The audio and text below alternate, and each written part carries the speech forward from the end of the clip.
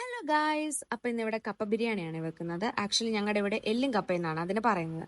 അപ്പൊ അമ്മയുടെ ഒരു സ്റ്റൈൽ എല്ലും കപ്പയാണ് വെക്കുന്നത്. പലരും പല രീതിയിൽ ഇത് വെക്കാറുണ്ട്. അപ്പൊ തിളച്ച വെള്ളത്തിലേക്ക് കുറച്ച് ഉപ്പിട്ടതിന് ശേഷം കൊത്തി അരിഞ്ഞ കപ്പ അങ്ങോട്ട് വെതറി ഇട്ട് കൊടുക്കുക. ലേശം മഞ്ഞപ്പൊടിയും കൂടി ഇട്ട് അത് മൂടി വെച്ച് വേവിക്കുക. അപ്പൊ തന്നെ ഇവിടെ ഭയങ്കര മഴയായിരുന്നു. ഈ മഴയത്ത് എല്ലും കപ്പയും കൂടെ സൂപ്പറായിരിക്കും.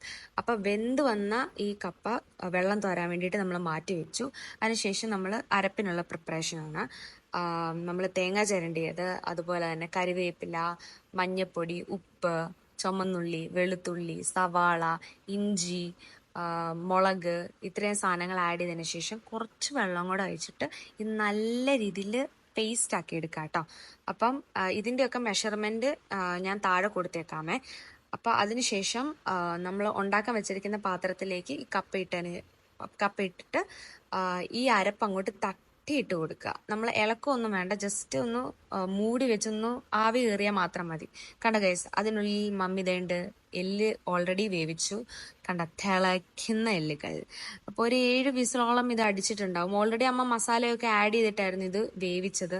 എന്നാലും മമ്മി അതിലേക്ക് കുറച്ച് മീറ്റ് മസാലയും അതുപോലെ തന്നെ കുരുമുളക് പൊടിയും അതിനുശേഷം ആഡ് ചെയ്യുന്നുണ്ട്. എല്ലും കപ്പയ്ക്ക് കുറച്ച് ഫ്ലേവർ വേണമല്ലോ. അതുപോലെ തന്നെ പപ്പ വന്നിട്ട് ആ സമയത്ത് പറഞ്ഞു ഫ്ലേവർ കുറവാണ്, കുറച്ച് ബേ ലീഫും കൂടെ ഇടാൻ. അങ്ങനെ പോയി ബേ ലീഫും കൂടെ കുറച്ചിട്ടു. ലാസ്റ്റത്തെ സ്റ്റെപ്പാണ് നമ്മൾ ചെയ്യുന്നത്, എല്ലാവർക്കും അറിയാമല്ലോ, താളിക്കുക. അപ്പം അതിലേക്ക് എണ്ണയും അതുപോലെ കടുക്,